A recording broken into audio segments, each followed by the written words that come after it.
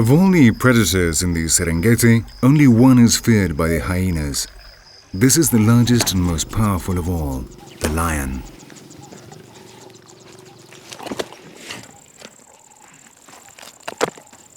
Stealing food is normal in the Serengeti. The lions steal from the hyenas steal from the cheetahs, and the leopards hide their food in the trees to prevent it from being taken. Not even the powerful lions are free from scavengers. When they are eating, the hyenas wouldn't dare do anything, but they are waiting until the female, who is the last to eat, is left alone. The rest of the group, having eaten their fill, will do nothing to defend her. Now is the time. The hyenas close in, forcing the lioness to abandon the prey.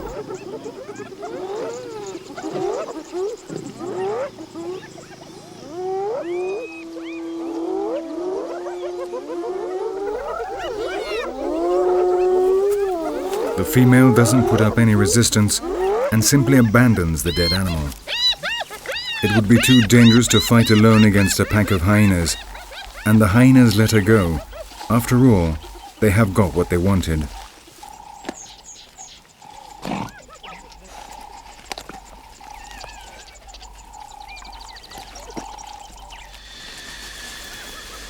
Again, they take some of the meat back to their lair, where the young are anxiously waiting to be fed.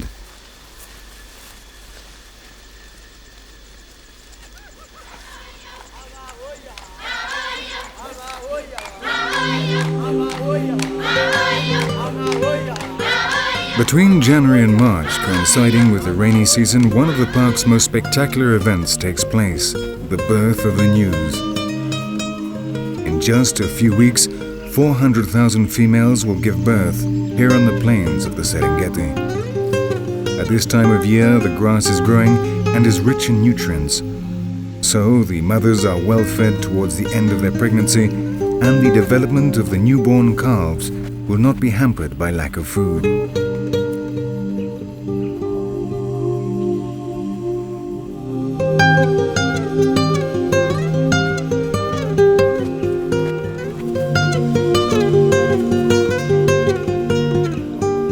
They give birth from mid-morning on, precisely the time when predators are resting. The later in the day they are born, the less time the young will have to find their feet before the lions again come out to hunt. This urgency has meant that gnus are the fastest of all hoofed animals in learning to coordinate their movements. In just 5 minutes, the young can stand up, and an hour or two later will be able to follow their mother across the savannah.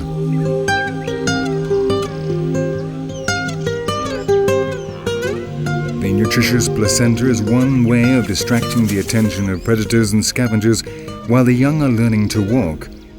Whenever possible, the mother will leave the placenta as far away as she can from the place of birth.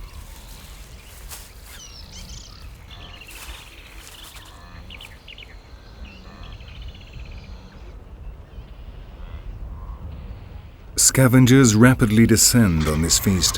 The placentas are very nutritious and are not defended by the mothers. In no time at all, they are being fought over by vultures, jackals, and the odd marabou stork.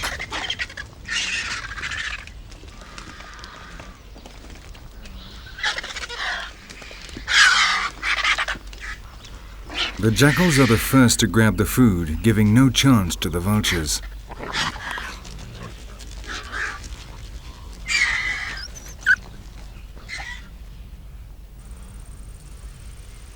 This female is about to give birth.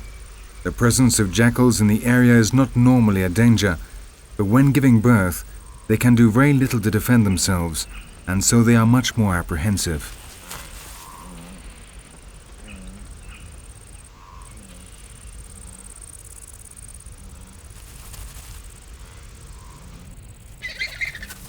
The mother becomes increasingly nervous, stops halfway through the birth, and runs off with the calf still hanging out in search of a safer place. The jackal, paying no attention to this crisis, has found what he was looking for, a placenta.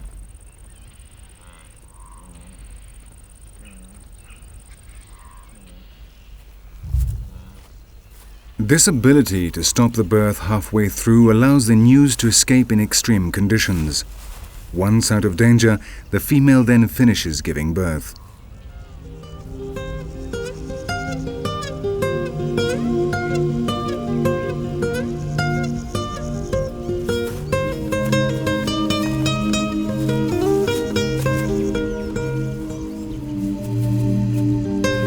The mother can identify her newborn calves both by sight, smell and sound. This is vital as often, following a stampede, the young are lost and the mothers have to find them. And in order to do so, they must be able to recognize the cry of their calf among all the other sounds of the herd.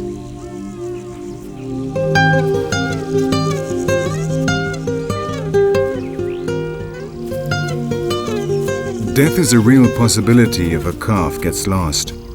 No mother will defend another's young. After all, the more that die, the greater the chances of survival for her own. If this solitary gnu doesn't find its mother, it will not survive. It will either become separated from the group or will be kicked to death by an adult. Some young die along the way, but the majority survive and leave with the rest of the herd on the never-ending migration northwards. This cycle still today marks life in the Serengeti National Park.